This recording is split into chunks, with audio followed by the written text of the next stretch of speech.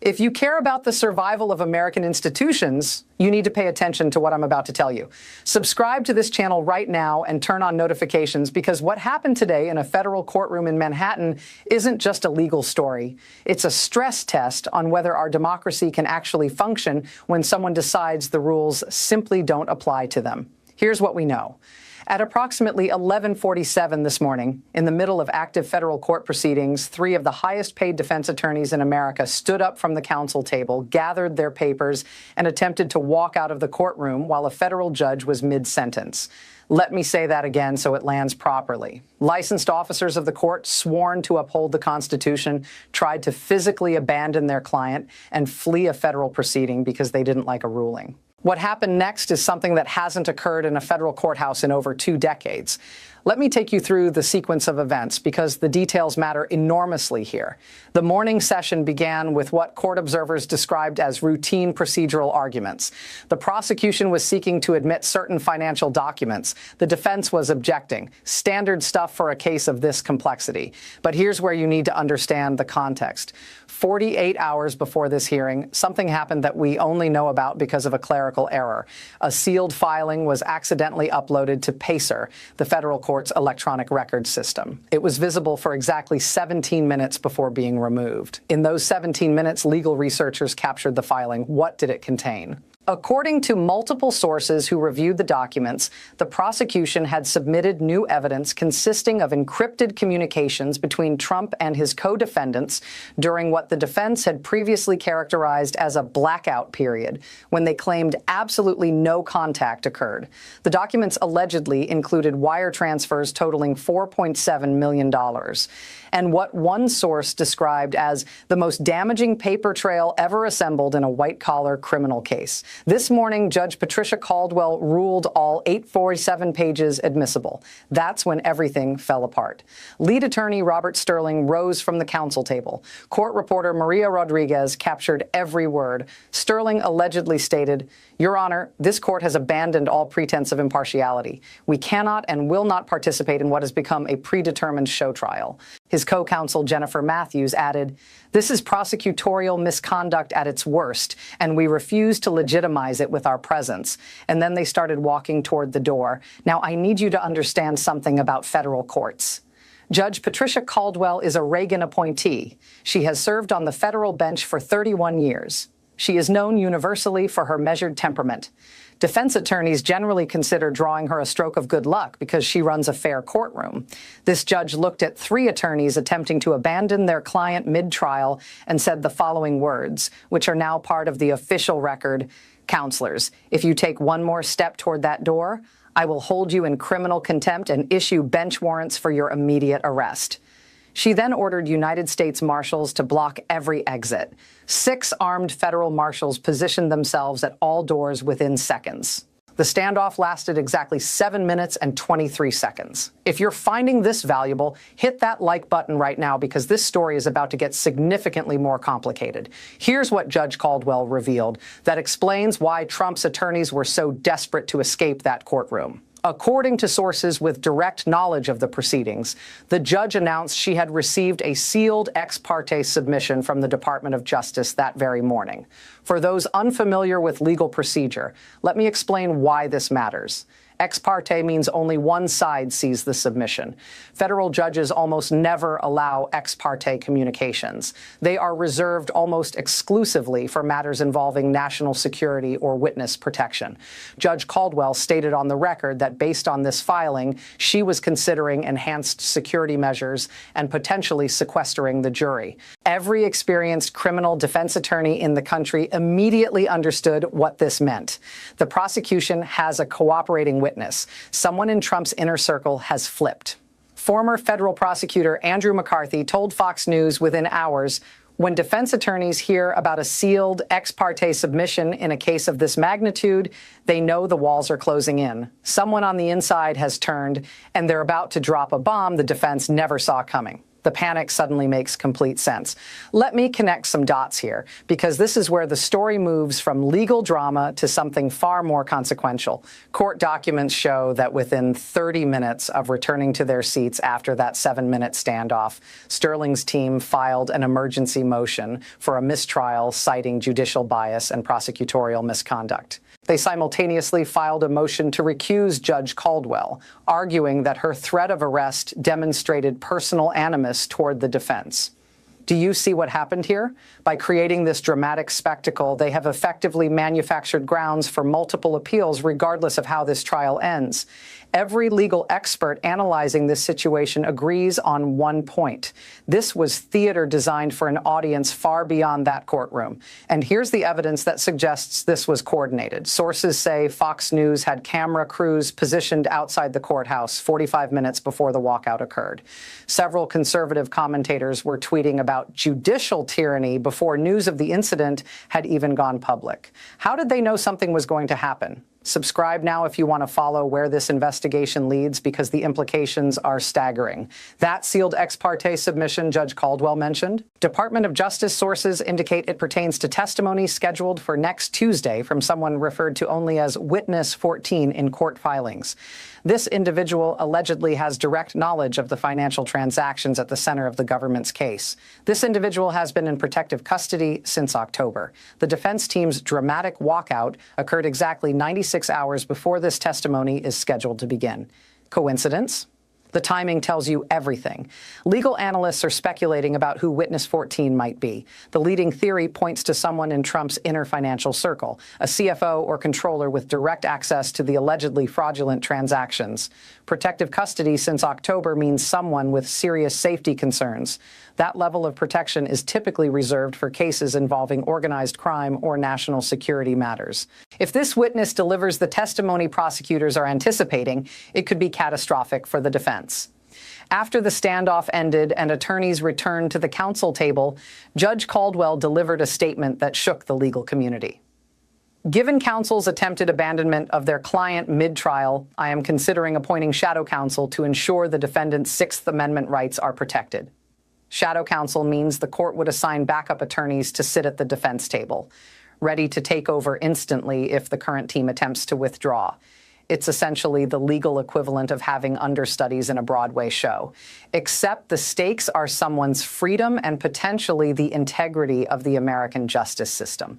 The financial consequences are already materializing. Sterling's law firm has billed over $12 million in legal fees, according to FEC filings. Late Friday evening, Bloomberg reported the firm had entered emergency talks with its malpractice insurance carrier. Sources indicate the carrier is concerned about potential liability if the attempted walkout leads to a mistrial or successful appeal. Industry insiders suggest the firm's coverage could be at risk, potentially exposing partners to personal financial responsibility. This would explain why senior partners were seen arriving at the Manhattan offices at 10 p.m. Friday night for what was described as an emergency crisis management session. Hit that like button if you understand why this matters beyond the immediate case. Here's why what happened today threatens something far larger than any single trial. If attorneys can simply walk out whenever rulings don't go their way, the integrity of the entire judicial system collapses. Judge Caldwell seemed acutely aware of this when she stated, "The court will not permit counsel to manipulate proceedings through calculated disruptions. Such tactics, if successful, would encourage every losing party to manufacture a mistrial through counsel withdrawal." She's absolutely correct. Once that door opens, any defendant facing conviction could instruct their lawyers to storm out and claim the trial is unfair. In modern American legal history, there are only 3 comparable instances of defense attorneys attempting to abandon clients mid-trial in federal court. In 1978, mob lawyer Frank Ragano tried to walk out during the Santo Trafficante trial. He faced disbarment threats. In 1992, during the BCCI banking scandal, 2 attorneys attempted to withdraw but were forced to continue under threat of contempt. In 2009, Bernie Madoff's original legal team tried to quit 2 days into testimony but were compelled to stay. In all three cases, the defendants were ultimately convicted. In all three cases, the attorneys faced severe professional consequences. The pattern is clear. The political fallout was immediate. Within minutes of the walkout attempt, Trump's Truth Social account posted, "My lawyers are fighters who won't stand for this rigged trial. Judge threatening arrest, election interference." The post accumulated over 2.3 million views in the first hour. Republican senators quickly weighed in. Senator Tom Cotton tweeted, "When judges threaten to arrest attorneys for defending their clients, we've entered banana republic territory." Senator Elizabeth Warren countered, "No one is above the law, including lawyers who try to sabotage judicial proceedings." But here's what's telling. A flash poll conducted Friday evening by Reuters Ipsos found that 67% of Americans disapprove of the lawyers' walkout attempt, including 48% of Republicans. 72% agreed that no one should be above the law, including former presidents. Even some of Trump's staunchest legal supporters are struggling to defend this. Alan Dershowitz told Newsmax, "Walking out on a federal judge is simply indefensible. There are proper channels for addressing grievances. Abandoning your client mid-trial isn't one of them." When Alan Dershowitz won't defend you, you've crossed a line that most people didn't know existed. Here's a detail that hasn't been widely reported. A paralegal for the defense, speaking on condition of anonymity, revealed that Robert Sterling received a text message at 11:42 a.m., 5 minutes before the walkout. The message contained two words: abort mission. The source claims the message came from a senior Republican strategist advising the team on public relations strategy. If true, this raises the possibility that the entire dramatic scene was orchestrated for political purposes rather than legal ones. Judge Caldwell appears to have reached a similar conclusion. In a written order issued Friday evening, she included this striking passage. "The court has reason to believe that certain theatrical elements of today's proceedings were coordinated with outside parties for purposes unrelated to the fair administration of justice.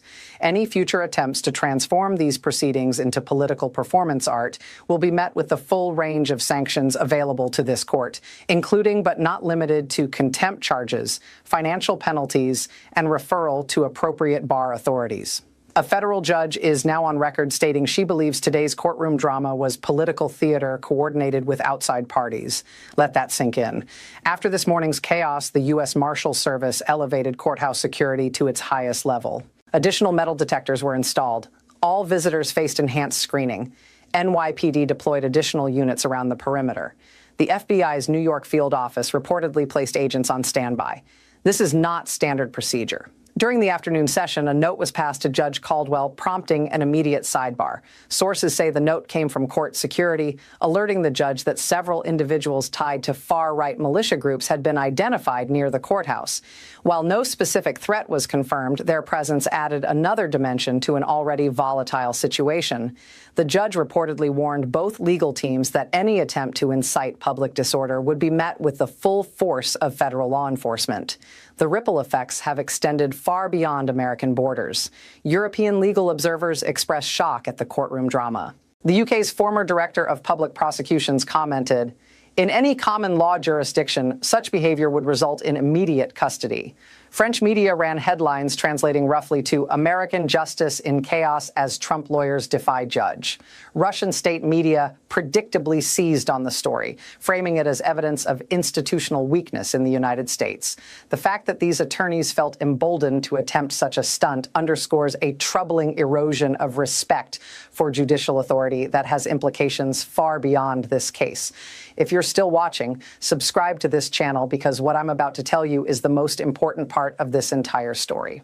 Sources close to Trump's inner circle now indicate serious discussion about replacing the entire legal team. Names being floated include some of the most controversial lawyers in the country, attorneys who have defended war criminals and terrorism suspects. The apparent strategy, if we're going down swinging. This puts Judge Caldwell in an almost impossible position. If she allows Sterling's team to withdraw now, the trial could be delayed for months while new counsel comes up to speed. If she forces them to continue against their will, she creates massive grounds for appeal based on ineffective assistance of counsel. One former Supreme Court clerk called it brilliantly cynical. The defense has engineered a situation where the judge has no good options. Meanwhile, sources say the prosecution is preparing what's being called a nuclear option, asking the judge to revoke Trump's bail based on his lawyer's conduct. The argument: anyone whose legal team attempts such disruption poses a flight risk and threatens the orderly administration of justice. While extreme and almost certain to fail, even attempting this move would generate headlines and shape public perception of what's actually happening in that courtroom. Consider the impact on the 12 citizens who will ultimately decide this case. While the jury wasn't in the courtroom during the walkout itself, the tension in the afternoon session was impossible to miss. Juror number 7, a retired teacher from Brooklyn, was observed repeatedly shaking her head during defense arguments. Juror number 3, a small business owner, appeared to be taking extensive notes whenever the judge addressed the defense team. Jury consultant Dr. Patricia Williams told CNN, "When jurors witness this level of conflict between a judge and defense attorneys, they often interpret it as consciousness of guilt. Why else would lawyers risk their careers unless they knew their client was in serious trouble?" The defense may have won some procedural battles today, but they may have lost the war for the jury's perception. Monday morning, Judge Caldwell will rule on the defense team's motions for mistrial and recusal. She will decide whether witness 14 will testify as scheduled. If Sterling's team attempts another disruption, she has made clear they will face immediate arrest. The U.S. Marshals have reportedly been briefed on arrest procedures for attorneys, a step that sources say has not occurred in a federal courthouse in living memory. Consider the timing of all of this. With just 11 months until the 2024 election, every day this trial continues is a day Trump cannot fully focus on campaigning. Some political analysts argue the walkout was designed specifically to force a mistrial, pushing any retrial past the election. It's a high-risk, high-reward strategy that treats the courtroom as just another political battlefield. Judge Caldwell appears determined not to let that happen. Sources familiar with her thinking say she's prepared to hold court sessions 6 days a week if necessary to keep the trial on track. She's also reportedly considering limiting media access if she believes coverage is encouraging theatrical behavior. What we witnessed today wasn't merely a legal maneuver. It was an attempt to transform American courtrooms into political theater. When attorneys feel empowered to walk out on federal judges without consequence, when defendants treat criminal trials like campaign events, when justice becomes indistinguishable from reality television, we have crossed a line that our constitutional system may not be designed to handle. Even Republicans are beginning to distance themselves from these tactics. Senator Mitt Romney issued a statement. Respect for our judicial system is fundamental to our democracy. While everyone deserves zealous representation, attempting to flee a federal courtroom crosses every conceivable line. Even Senator Josh Hawley, typically a staunch Trump defender, emphasized that attorneys must follow proper procedures when asked about the incident. When you start losing the Josh Hawleys of the world, your legal strategy has fundamental problems. The real damage here extends far beyond any verdict in this case. Every American deserves competent counsel and a fair day in court, operating within established rules. When those rules break down, when lawyers literally attempt to flee rather than face adverse rulings, it signals that our system can be manipulated by anyone with sufficient resources and audacity. That's not justice. That's chaos wearing a suit and billing by the hour. The stakes go far beyond one trial or one defendant. If Trump's team succeeds in turning criminal proceedings into political circuses, every wealthy defendant in America will be tempted to attempt the same tactics. Imagine trials where any well-resourced defendant can instruct their lawyers to walk out whenever a ruling doesn't favor them, where proceedings become performance art for social media rather than genuine searches for truth, where judges must threaten arrest simply to maintain basic courtroom order. That's not a justice system. That's the end of the rule of law as a functioning principle. The question now is whether Judge Caldwell can restore order, whether Trump's legal team will continue their disruptive tactics, and whether our judicial system can survive this unprecedented assault on its core principles. Make sure you're subscribed with notifications turned on because this story is far from finished. When witness 14 takes the stand, when Judge Caldwell rules on the mistrial motion, when we finally learn who sent that abort mission text, you'll want to know immediately. Hit that like button. Leave a comment telling me what you think happens next. And share this video with anyone who cares about whether American democracy can survive what's being done to it. This isn't just about one trial or one defendant anymore. It's about whether we still believe, genuinely, functionally believe, that no one in this country, no matter how wealthy, no matter how powerful, no matter how politically connected, is above the law. The answer to that question will shape this country for generations. I'll see you Monday when the judge rules.